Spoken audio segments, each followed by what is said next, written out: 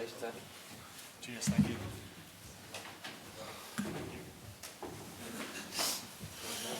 Thank you. Cheers. Well done, Johnny. Thank you. Cheers. Thank you.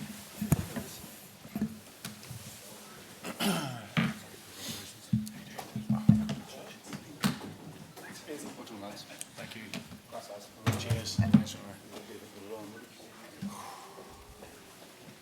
Congratulations. How does it feel to be Grand Slam winners? I don't actually know. I don't know whether to laugh, cry, or a bit sad. Or I don't know. It's a weird feeling at this moment in time. I'm just elated for the boys, just to get it over the line because it meant so much to them, especially being here at home, being the fourth one in Irish history, and the first one at home. It's a special occasion, especially with the weekend that it's been outside of our hotel, etc. You know what I mean? So we felt a duty that we couldn't let people down, and I would say there's a sense of relief to get the job done, but immensely proud. I mean, Grand Slams are not just won on nights like this, they're won over not just the 8-week period, but over the time that we've been together, so we've been building to this, and I'm just glad that we got the job done. Johnny, how would you sum up the atmosphere out there, even when you came in from finishing your warm-up, just that roar, just as you were going back in, I think that sort of set the tempo? Yeah, it was an unbelievable atmosphere. It's very special. I'd say we had probably 98% of the stadium, I reckon. It was, incredible. Fair play to England, the way they turned up. They were, really good. To bounce back from last week in that fashion speaks a lot about their captain, their coach. So it's they made it tough, and we made it tough for ourselves. So we'll take lots of learnings out of it, I'm sure. But for the moment, we might just enjoy it for 48 hours and not worry about it too much. Yeah, how important is it to enjoy these moments? They don't come around very often. They certainly don't. Like fourth time ever, just shows how hard it is, and literally why it is so hard is because every game that you play for your country means so much. So for England today, it meant so much to them to come here and spoil the party. People were saying, but to win for themselves, they put everything into it, and it's the same every single game. You got to turn up five weeks in a row, and I think we did. I think we were on it today, but we just made some silly errors at times, made things difficult. But it's fun of Grand Slam. It's pinch yourself stuff. And you're out with your kids with the trophy, walking around the Aviva. Pretty amazing. Yeah, you couldn't make it up really. It is stuff of, I said during the week, stuff of dreams, and growing up, all you want to do was play for Ireland. I said it during the week. I don't know why, but I always wanted to captain Ireland, and this fella asked me to do it. Probably one of the best days of my life, and then obviously to have this today, even better. So they're a great group, great management team, great bunch of players, and it's said in the dressing room there, it's not the end. There's plenty more left in this team. Just lastly, is there any chance we'll see you again playing in the Six Nations? Well, no, you can't sort of take that, no. Look, Not the time. it's not the time. But it's today was about us as a team. Like, you know what I mean? Like to finish the campaign, something that we set out to do 8 weeks ago. Like when you set out to do something and then you achieve it, it's a very special feeling in that dressing room. And for the moment, let's just enjoy the next 48 hours. It's like I said, it's a special group and a special team. So. Sorry, Andy, what have you learned about this team during the Six Nations Championship, in particular perhaps today, which got very nervy, but you were still able to get the job done? Well, I think the same as we've all learned. I think everyone in the room understands that this has been a Six Nations that's contained every. I mean, we get to the final day because we've earned the right because of how we've played to get here. When when we dust ourselves down and look back and reflect on this, it's obviously going to stick with us forever, like the memory. But the memory that'll stick with us more than ever is the togetherness of the group. I mean, the adversity that we've been through and gone through, and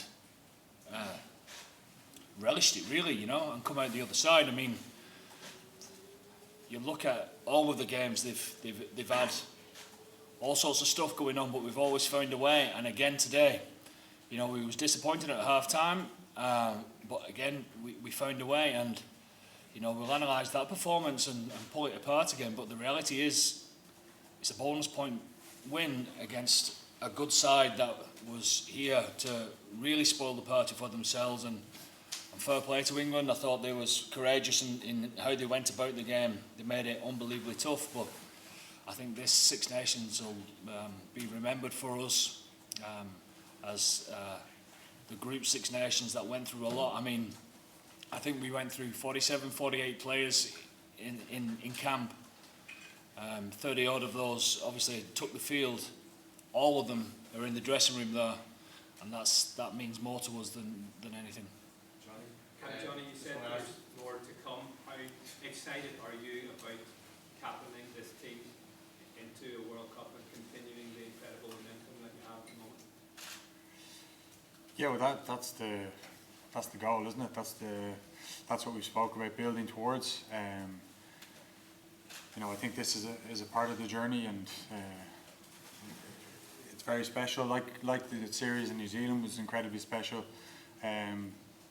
You know, we don't have to have a poor Six Nations to go on and win a World Cup. You know, you can go and, you know, do, you know, when England won in 2003, they had a Grand Slam in the same year. So, you know, we need to keep our feet on the ground first of all. We need to keep building. And there's a lot of guys that have missed this campaign, that are injured, that are going to come back and really put pressure on the guys that have been playing. And that's what we need. Come World Cup time, we need 40, 45 players all at the same level, fighting for positions. Andy, the moment. Sorry, Neil. Neil's trying to get in for about 4 questions, so Johnny, so just when you converted the third try, you did a little dance. Can you just describe your moments at that particular moment? It was embarrassing, that, wasn't it? Very embarrassing. I was cringing.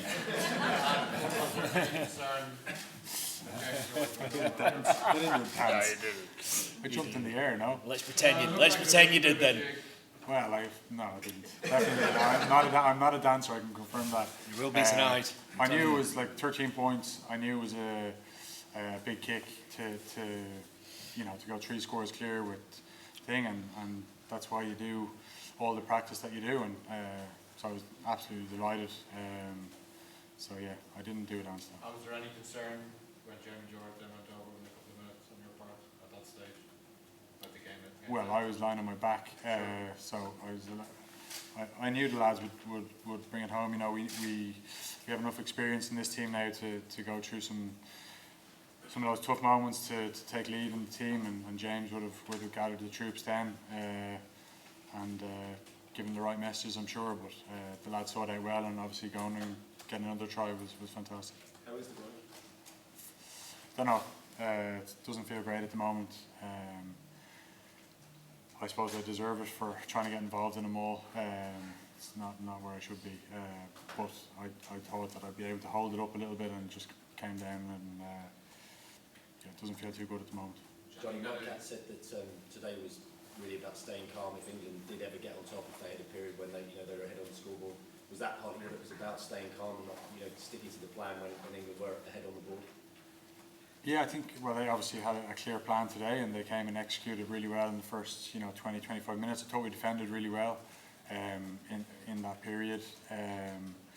Obviously to go 6-0 down, but then to come back and be 10-6 up, and we didn't take that chance before half time. I thought we had a good few line breaks in the first half, and we just didn't capitalise. We threw the ball away too many times today.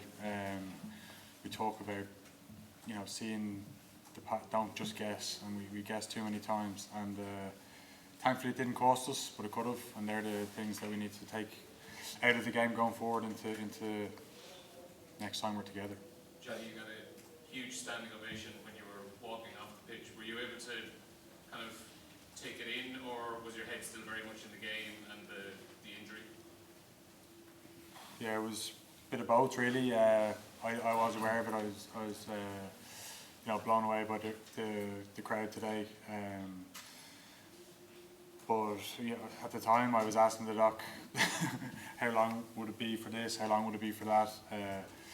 So yeah, I didn't get a chance to fully take it in. But look, like I said, it was all about the team today to come here and win a Grand Slam.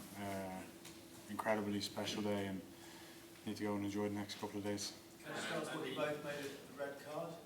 It seemed to come out a key point at the moment. Yes, it's the rules, isn't it? Like, you know, it's unfortunate, I believe, you know, but it's the rules, and yeah, I suppose you've got to trust the people, as always, who see it for what it is in real time and on the screen, etc., and trust them to make the right decision. Andy, you were very open about the team's messaging around winning this competition. At what point does the conversation turn towards the World Cup, and how much confidence does winning the Grand Slam give this team going into the World Cup? I've just been saying to Johnny that there's bigger fish to fry than this, you know.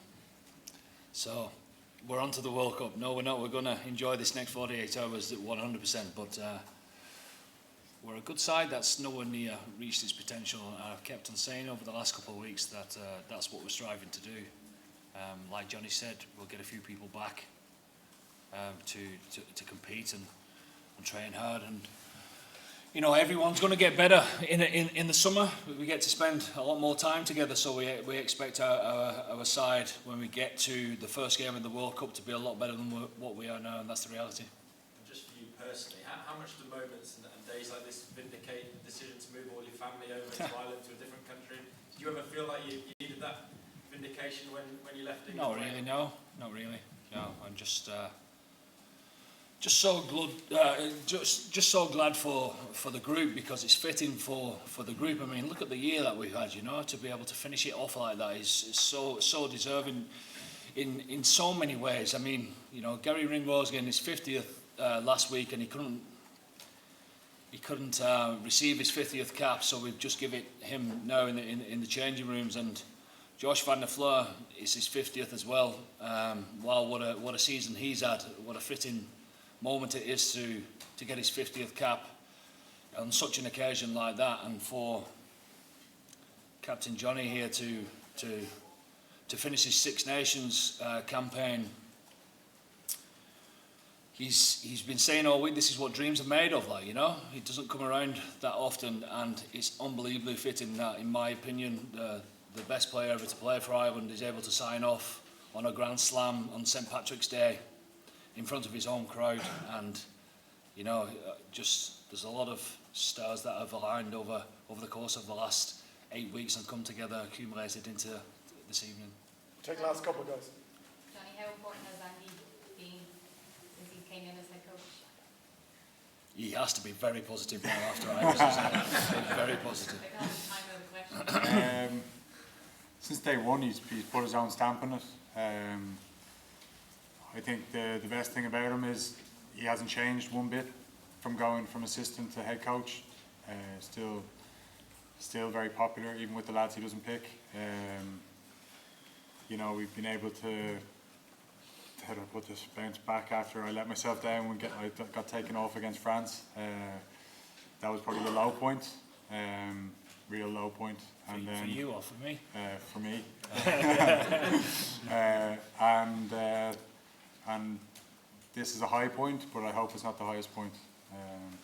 But very special coach.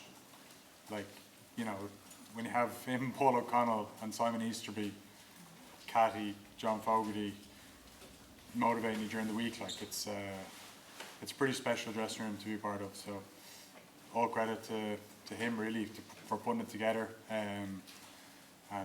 Yeah, roll on the World Cup. That's what we need to focus on now. Sorry guys, we'll finish with Keane. Andy, can I just ask you about Ryan Baird, the fellow who coming of age performance there for much? Yeah, you've had me on record over the last few weeks saying how he's matured within our group. You know, getting so much across his detail, and the things that you've seen especially in the second half. I thought he was immense in the second half. Some of the stuff that you've seen there is him figuring it out how to put his stamp on the game, you know, and the stuff at the breakdown, what you saw, and his efforts as far as his kick chase and everything like that is stuff that goes unseen, but it doesn't go unseen to us because it's constant week in, week out now in training. So he's matured massively over this 8 weeks, and he'll be on to bigger and better things, I'm sure. Thanks, folks. Thank you. Thanks, guys. Cheers.